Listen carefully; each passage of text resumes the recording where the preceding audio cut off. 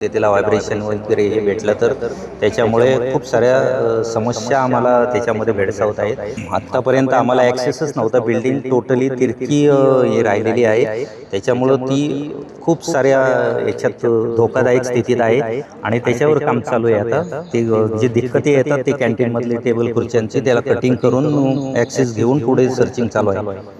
पिंपरी चिंचवड महापालिकेच्या मोशी येथील कचरा डेपो या ठिकाणी झालेल्या इमारत दुर्घटनेत अजूनही बचाव कार्य सुरू आहे. याविषयी बोलण्याकरिता आपल्यासोबत पिंपरी चिंचवड महापालिकेतील अग्निशमन अधिकारी आहेत. सर, नेमकं कशाप्रकारे या ठिकाणी बचाव कार्य करण्यात येत आहे आणि आतापर्यंत कशा पद्धतीनं या ठिकाणी किती लोकांना बाहेर काढण्यात आलं? काल दुपारनंतर जेव्हा आम्हाला कॉल भेटला त्याच्यानंतर बिल्डिंग कॉलॅप्स झाल्याचे आम्ही येऊन सर्चिंग केलं.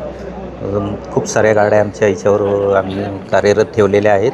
सर्चिंग केल्यानंतर असं जाणवलं की बिल्डिंग आधांतरीच आहे. बिल्डिंग केव्हाही कॉलॅप्स होऊ शकते. त्याला व्हायब्रेशन वगैरे हे भेटलं तर त्याच्यामुळे खूप साऱ्या समस्या आम्हाला त्याच्यामध्ये भेडसावत आहेत की जर व्हायब्रेशन करून हे करावं तर बिल्डिंग कदाचित कॉलॅप्स होण्याची आणि आमचे जवान ट्रॅप होण्याची शक्यता आहे. त्याच्यामुळं ते सर्व पाहून आम्ही सिक्युरिटी हे करूनच आम्ही तो पुढचं कार्य करत आहोत.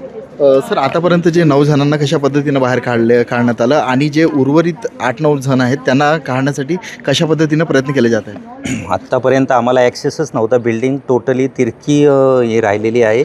त्याच्यामुळं ती खूप साऱ्या याच्यात धोकादायक स्थितीत आहे. त्याच्यामुळे आम्ही राईट साईडच्या साईडने बिल्डिंगमध्ये जाऊन सेकंड फ्लोअर कट करून आम्ही त्याच्यातून ॲक्सेस घेतला आणि खाली जवान पाठवून सर्चिंग करून 9 जवानांना बाहेर काढले.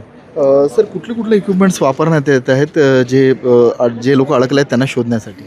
आत्ता सध्या आमच्याकडे म्हणजे टोटल कोर करण्यासाठी सर्क्युलर सॉ, त्याच्यानंतर डायमंड सॉ या सर्वांचा यूज करून त्याच्यानंतर व्हायब्रेशन मशीन यूज केले आम्ही की जेणेकरून आतमध्ये कोणी अडकलं आहे का, त्यांच्या हार्टबीटचं हे येतं का हे पाहूनच आम्ही सगळ्या मशीन यूज केलेत आणि त्याच्यानंतरच सेकंड ऑपरेशनवर आलेलो आहोत. सर, काही प्लॅन ABCD बनवण्यात आले का रेस्क्यू ऑपरेशनसाठी आणि सध्या कुठल्या लेवलवर काम सुरू आहे? आता सध्या तसा सेकंड प्लॅनवर आमचं काम चालू आहे. डेब्रिज काढून ॲक्सेस घेतलेला आहे कॅन्टीनमध्ये आणि त्याच्यावर काम चालू आहे. आता ते जे दिक्कती येतात ते कॅन्टीनमधले टेबल खुर्च्यांची त्याला कटिंग करून ॲक्सेस घेऊन पुढे सर्चिंग चालू आहे.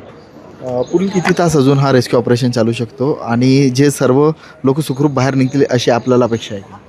आता जे येणारे प्रॉब्लेम पाहता तरी अंदाज नाही सांगता येणार, पण तरी लवकरात लवकर आम्ही रेस्क्यू ऑपरेशन पूर्ण करू. महाराष्ट्रातील सर्व बातम्यांचे विश्वासार्ह व्यासपीठ, सकाळच्या सर्व सोशल मीडिया प्लॅटफॉर्मला लाईक, फॉलो आणि सबस्क्राईब करा. तसंच सर्व नोटिफिकेशनसाठी बेल आयकॉन प्रेस करायला विसरू नका.